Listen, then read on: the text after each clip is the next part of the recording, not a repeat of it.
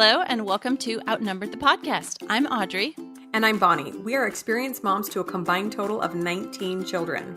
In our weekly episodes, we explore relatable topics using our perspectives of humor and chaos. Tune in for advice and encouragement to gain more joy in your parenting journey.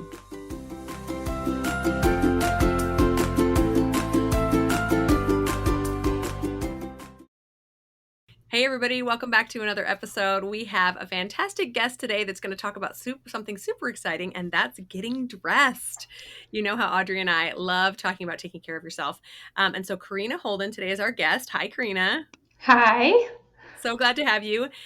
She is the creator of this amazing organization called Frump. I'm going to let her tell you all about it. But first, we need something funny out of you, right, Corina? That's how we do things around here. You got something funny? Yes. Well, I had a couple of funny moments. So the first one is we went to Mexico on a family trip a few weeks ago, and as we were preparing for that, I was telling the kids about safety, and you don't go off with strangers, and you have to get ready, to stay close to us and stuff like that. And so we've got 4 boys, and our second to youngest, our 3-year-old, told his brothers, he's like, well, if there's any bad guys, I'm going to get some real guns, like Nerf guns, and I'm going to shoot them in the butts. He's like, I'm going to take care of you guys. So I just thought it was so funny that he's like, Nerf guns, those are the real guns. And then the other thing was we put up a painting in their bathroom, and I heard the kids in there telling each other, oh, this is so exciting. We can sit down and do I Spy while one of us poops. So I find them in there, like one of them is pooping and the other one's sitting on the counter and they're playing I Spy. It's just like I Spy with a painting. I'm like, great. That's why I put that up, I mean, bathroom time should usually be individualized, but whatever. Okay. Yeah, it's like, that's fine. I know, TMI, but I have a couple kids who have to have somebody present while they're doing their bowel movement too. I'm like, what on earth? That's like my private. I think that's going to change at some point, right? When they become parents and they don't ever get any alone time, probably. Yeah, that's what will change for sure. So, Corina, back up and tell us about your family. I think you said you have a 3-year-old, but go ahead and tell us about the rest of your family. Yeah, I've got 4 boys. The oldest is 7, and then 5, 3, and 11 months. So yeah, crazy. I never thought I thought I'd be a girl mom for some reason, and no. But I feel like I'm a pretty good boy mom. I love the boy thing, and they're a lot of fun. But yeah, it's pretty busy. We live in Washington State, and really the very corner of the United States, northwest corner of the United States, because we're very close to Canada and to the ocean. And it's beautiful up here. It rains a lot, but we don't have any harsh weather. So we like it up here. And yeah, my husband and I have been married for, I think we're coming up on 12 years. So yeah, that's kind of us. That is so neat. So you're thinking about all this work that you do with moms and getting dressed, and you have 4 boys, and you're going to discover that from the ages of 7 to 10, they wear one thing, the entire 3 years. Yeah. They definitely have favorites. It's crazy. I've used that hack of, I don't know if you guys know how Target will let you return their stuff within a year and get a full refund. So I get all their pants from Target because they put holes in them so quickly. But I'll have these nice pairs of pants for them, and they wear the same ones on repeat. So I'll just send them back to the room, just wear anything but that. And then I'll take that pair of pants and I will put it away for a week and just help rotate a little bit. It's just so funny. Well, they have their favorites. You can't blame them, right? Yeah, I think we all do, right? Yeah. So like Audrey said, I love that you're channeling, what you would have used to dress up a little girl cute into helping all us moms get dressed. So fantastic. Can you give us just a little blurb about what it is that you do? And by the way, props for this mom of kids under 7, age 7, building a business. Amazing. Slow clap. Yeah.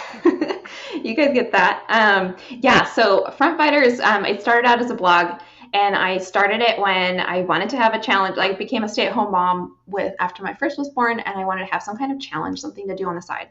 And I realized when it came to like, what should I blog about? I wanted to blog about something that was enough of a challenge for me that it would keep me really interested, and but also something that I loved. So fashion was that, like I have always liked going shopping for clothes, but it's not like fashion came easy for me. Like I kept it safe. I definitely was the person that stands in their closet and it's like, so much stuff in here, but I have nothing to wear. Um, and I just didn't have confidence about how to put things together and feel cute and stuff like that. I didn't try anything trendy. So I felt like that was a fun topic, but that I could learn so much about to simplify it and streamline it. Also, just becoming a stay-at-home mom, what you wear, it's just different. It's not what the same kind of clothes you use at the office. So I wanted to learn how to systematize a little bit more and get more confident about it. So it started as a blog, and then since then, we've built some products just based around making that system usable. And there's been just a fun community that's built up around it. So one of your main tools, as I understand it, is a capsule wardrobe. And there's a lot of different people that talk about capsule wardrobes and what that is and what that means to them. But talk to us, what for front fighters, tell us what are your keys, and what does capsule wardrobe mean?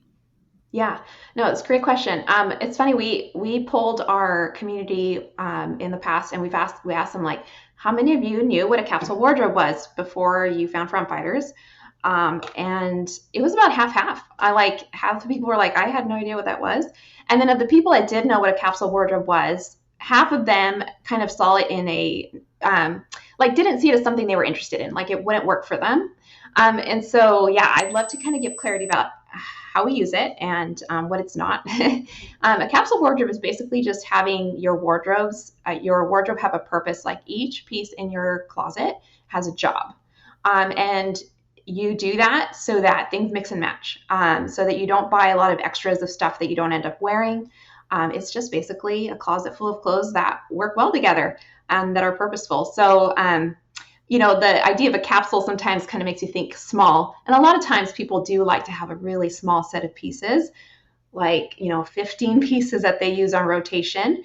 But I'm not one of those people that can stick with that few pieces. I like variety. So it does not have to be small. It just has to be purposeful. And so, but like, as long as you've got your categories of pieces and you're finding that you've got all those wardrobe gaps filled, you can expand on any of the categories, get more print tees and more of this and that. But as long as you've got the basis covered of those essentials, that will help you create lots of variety.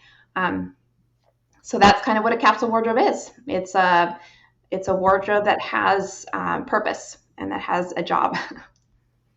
Yeah, I love that. And I love that you shared what it's not, specifically size wise, because I am the same. I love clothes, I love lots of them. And I also love bright colors and prints. And every time I would do Yeah. research about a capsule wardrobe, it was like 10 things and they were all brown and black. And I'm like, Yes. not for me. I can't do Yes. that. So tell me, Exactly. can you make it work with a bunch of colors and prints? Yes. Thank you for asking that. Absolutely. That's how I wanted to find a way to get color to work in a capsule wardrobe. Like I like the idea of a capsule wardrobe as a framework, right? I wanted to work from a framework because as busy moms, we just need that. We need someone to tell us, just tell me what to buy, give me a checklist. But I also wanted to a lot of times capsule wardrobes are just based on neutrals. And certainly that's an easy way to make sure everything mixes and matches. But a lot of us like color. It's just so fun. And so I came up with a color scheme idea where you basically plan what are the colors that you want to have in your wardrobe. And this is based on colors that you love, colors that look good on you, colors that work well together. And you basically try to stick with those colors as you buy your clothes, so that everything mixes and matches. So I'll just give you an example of how that might work. I didn't bring my shawl over here, but like one of the pieces in the checklist is a color sleeveless top. So that's what I'm wearing. Today is it's like a dusty rose color. My color scheme has the sort of dusty, cool tones. So if you think of lavender and rose and, dusty blue, some olive, so kind of the opposites of jewel tones, which it looks like you like jewel tones, Bonnie. Yeah. So I just make sure that my color scheme stays within that because those colors tend to look good on me. And so then when I purchase my pieces and it's a category that's like a color top, I get it in one of those colors. And then if it's a print piece, I make sure the print incorporates some of those colors. And then without really even thinking about it, every time that you add something to your closet, as long as you stick with that color scheme, it mixes and matches. So it's just really fun how it works, because, I should have brought a bunch of my clothes and just to show you. And a lot of the time I'm just shopping off my checklist plus keeping my color scheme in mind. And I don't even pay attention to what I already have in my closet. And it just works because of the color scheme. So that's how you can have color. So like for you, Bonnie, your color scheme could be the rainbow. I mean, the jewel tones. It could be because all the jewel tones just look excellent together because they're the same quality of color, right? They're just the same family of color. And so, yeah, but you would want to avoid getting like, dusty olives that are going to clash with your jewel tones, right? And so your color scheme could be like just the jewel tones, and then that gives you some clarity and purpose so that everything mixes and matches. That's so fascinating. And I've totally noticed that, although I wasn't using a system. It just kind of accidentally worked for a while. I thought, oh, everyone's wearing neutrals. Maybe I should incorporate some more neutrals. Yeah. And I was getting like kind of those more muted tones. And I'm like, I don't even know how to wear these. These don't work. And I didn't love them because it wasn't the things that Yes. I was drawn to, so I love that. Yeah. You're going to find it's just clashing with what you already have. Yeah. Sometimes, there are trendy colors. Like right now, earth tones are trendy. But when I've purchased something that just looks trendy, but it's not in my color scheme, then I'm like, I can't wear it with very much. And there's a few outfits that you can, certainly with your neutrals, like neutral tops is going to work. And we do in a color scheme, like you do have, I don't know if it's like, I think I have about 50 to 75% of your closet is going to be neutral, but there's a lot of color then in the other pieces. But yeah, so if you bring in colors that are just trending, it's going to create a mess of clothes that you don't get to mix and match very much. Yeah, back when I was way back when I was in high school, our part of our home economic class, our teacher had us all figure out what season we were. Yeah. And so that has kind of like I was a fall, and I happen to love all those colors in the autumn color scheme. And so I guess by accident, maybe I've always tended toward those colors because I really like them, and they, I guess, are my colors, whatever that means. Yeah. But I like them, and so that hasn't been like a color scheme hasn't been a problem for me. I think my deal has been like for example, recently, a while back, I decided, okay, I'm going to try to keep prints on top and solids on bottom. And that was great. That was working great because then I could wear, any of the solid bottoms with any of the tops. Well, right. Then a while back, my mistake was that a little while ago, I started helping out with some sign language interpretation. And when you do sign language interpretation, you need to have like a dark solid palette on top, or like wearing stripes or florals, it like gives them a headache with your hands moving on top of that too. So now I'm like migrating my closet from the exact opposite. Yeah, exact opposite. And so like that kind of leads into my next question. Like, so say you're new to this idea of a capsule wardrobe, or something comes up and you're having to like kind of shift what your capsule wardrobe is, and you walk into your closet and you look at it and you're like, oh my goodness, there's so much stuff. Do I have to like get rid of everything, or like where do I start? Walk us down that path a little bit. Yeah, no, and I'm definitely going to answer that. But I wanted to go back to what you were saying about you found out you were in autumn, and those colors, like you've always been drawn to those. I do think that happens often. We are drawn to the colors that look good on us because we feel good in those clothes, and we tend to get compliments in those colors. So thankfully that helps us out, even if you don't officially do a color analysis or figure out what your color is, so that is cool how that works. So often just gravitating, going with the colors that you gravitate towards is pretty safe. But yeah, so like, what do you do when you walk into your closet and there's so much in there? The first step really is to declutter. And it can be a big job, but, try to make it fun. Just put on a fun playlist and get your favorite drink and do it on a Sunday afternoon or wherever it is that you have some alone time. And the thing with this is you can just ask a simple question about each piece that you pull out is, do I like this? Would I wear it tomorrow? As long as the weather was, cooperative, would I wear this tomorrow? And if it's yes, then that deserves to go back in your closet. We're not trying to sort by season or anything like that, or just sorting by like, what do I like and what do I not like? And so just asking that about each of your pieces of clothing is going to help you get clarity. If you answer no to that question of like, no, I wouldn't wear it tomorrow, you just have to ask yourself why. And if it's just that it's the wrong size, but you really do like the piece or something like that, or you're a little bit undecided about it, you can always put it somewhere else. Just it needs to be out of sight. It really shouldn't be cluttering up your closet that represents your daily choice of what to wear. It should be out of the way, so you can store it in a bin, or you can put it in the back of your closet. And we call that the archiving pile. You know, you're archiving it for later, for a decision later, because it's a good option, but or you don't want to decide about it. But then if it is just either maybe worn out, you can donate it. If it is not something you're ever going to wear and you just realized, yeah, I might have bought this, but I've never worn it, or when I wear it, it just doesn't feel right. You can just say goodbye to it and hope that someone else is going to find it. If you can consign it or donate it, someone else is going to find it that loves it.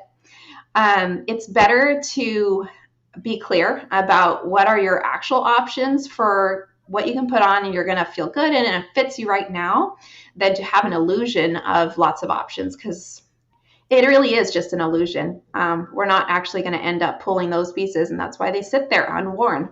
So getting those out of the way, I think, is really important. And so you could start with just like one category, for example, your tops.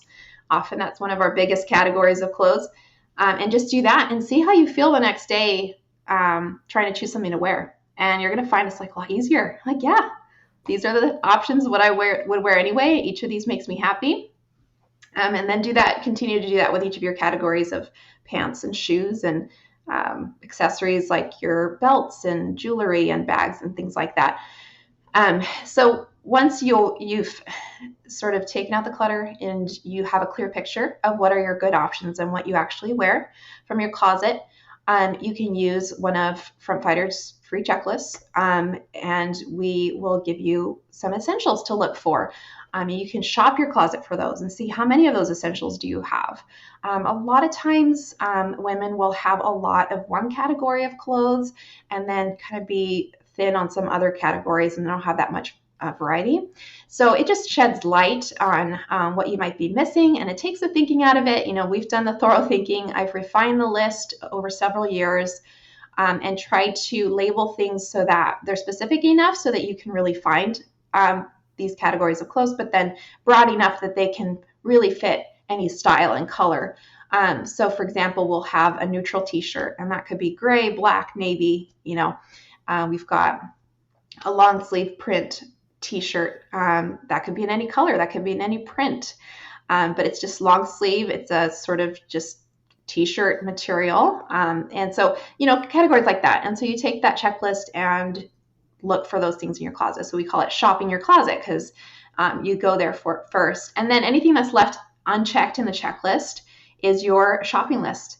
So you can take that and you can shop for next time that you do go shopping, you're able to make a beeline for those things that you're looking for. And it's exciting because it's going to add variety to your closet and really start to work with what you already have in there. Because at this point, you're also thinking about your color scheme and what colors you want to get moving forward.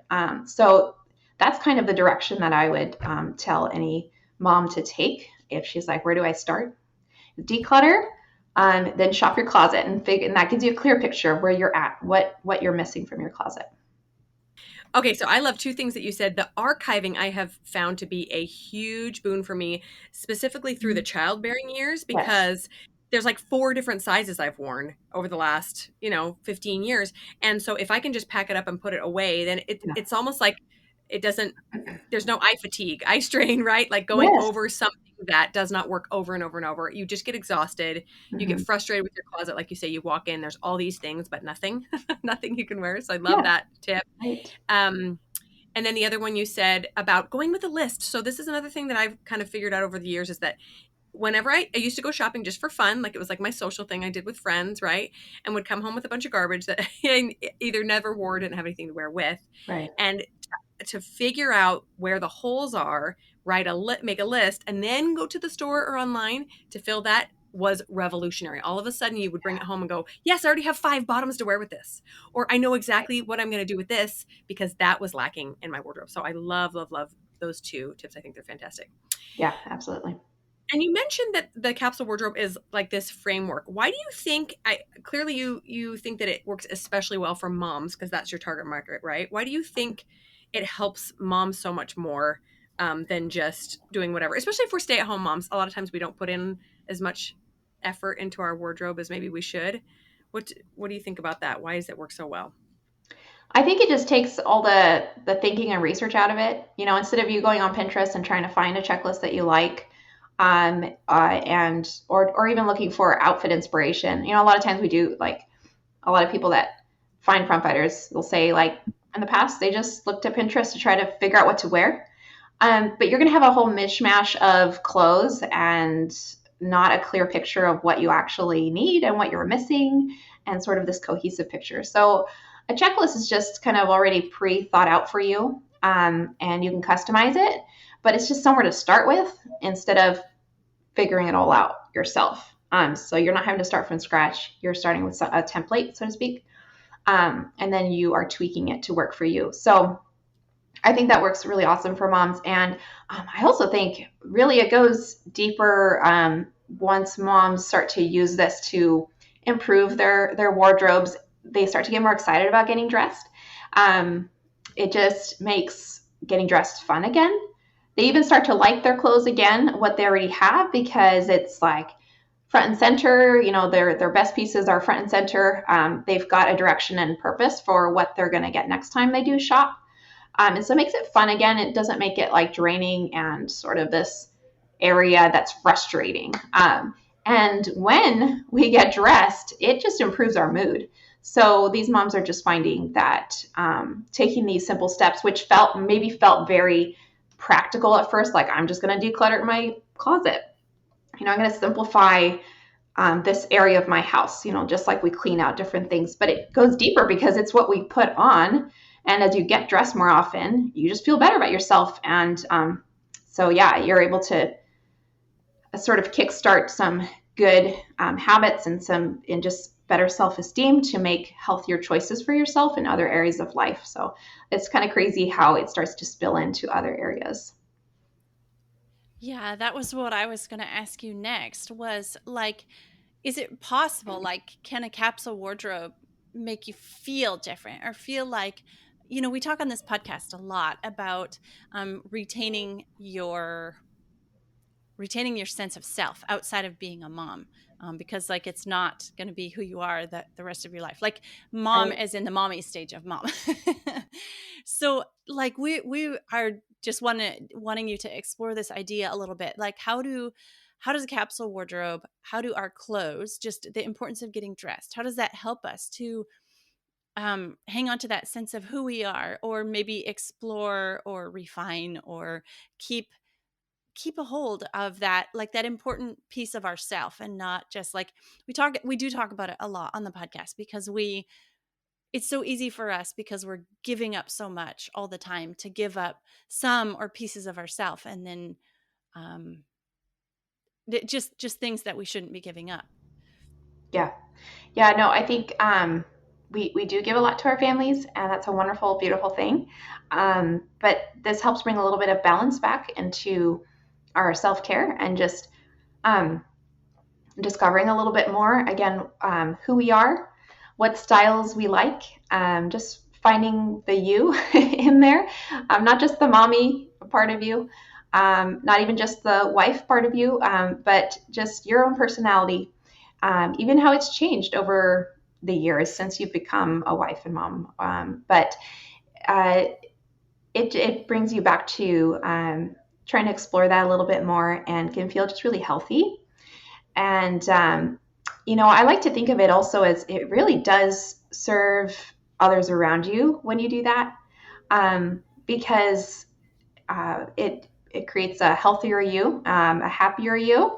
And I mean, just everyone's happier when mommy's happy. So it does end up blessing them. And, you know, you'll notice that your kids are going to make comments about you starting to get dressed, and it's going to be fun. And even if it might be initially, it might be a little bit different. And your kids, your partner might make some comments that are like surprise of like, oh, not sure how to take it. But in the end, they love seeing you happy and healthy. It makes them feel more secure. So I think it in turn does bless your family. It's not a selfish thing like sometimes it's taken as. When mom's healthy, it does affect your family well. So yeah, it has deep impact. It's not a frivolous thing, just getting dressed. How you represent yourself also to the outside world. It's important because people do judge us on first impressions, unfortunately, but it's just how it is. And so if you can give that strong first impression of someone who takes care of herself, cares about herself, it just shows that, it portrays that when you get dressed. And when you feel good in what you're wearing, because a lot of times we get dressed, but like it's just the leggings and the big frumpy top, and we don't feel confident about our presentation, and we're just hoping people don't see us at the grocery store. But if you're excited about that outfit combination that you found in your closet because it's all decluttered and you're starting to explore all these new pieces, you're hoping you run into a friend at the store. It just changes. So I think those are some of the practical ways that it really ends up helping us. Yeah, I really appreciate you sharing that, and about how it makes you just a healthier person.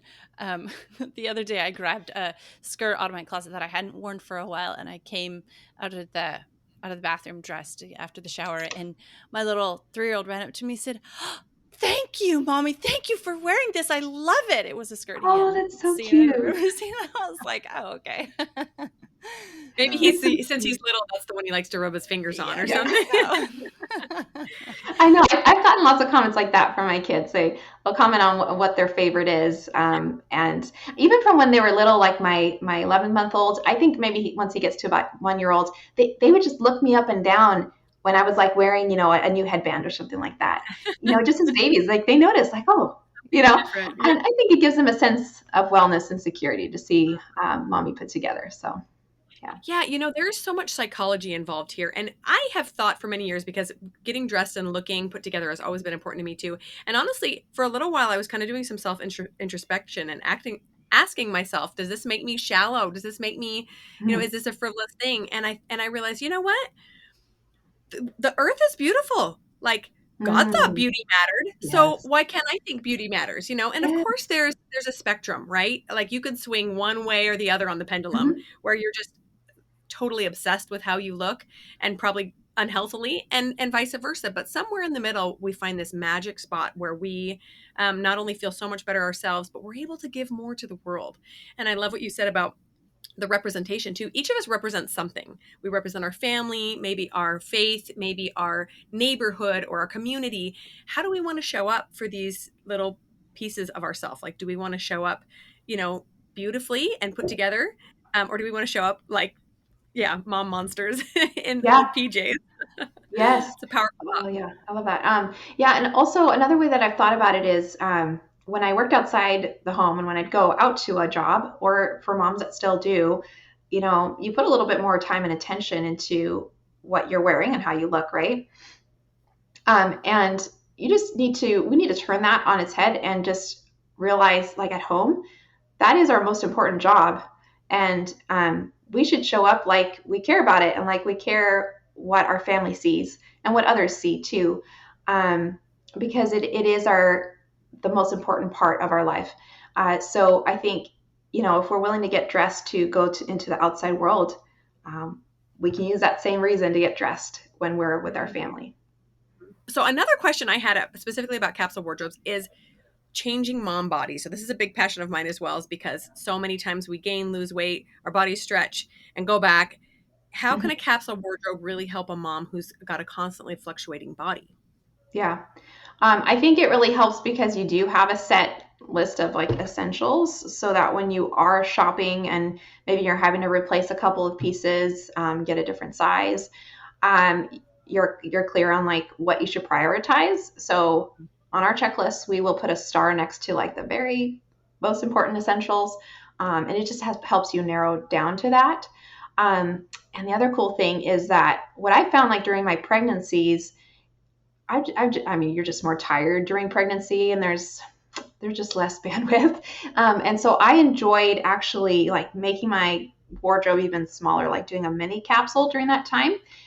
You're able to save money on maternity clothes, but it also, like, I was just really content to rotate like 10 outfits.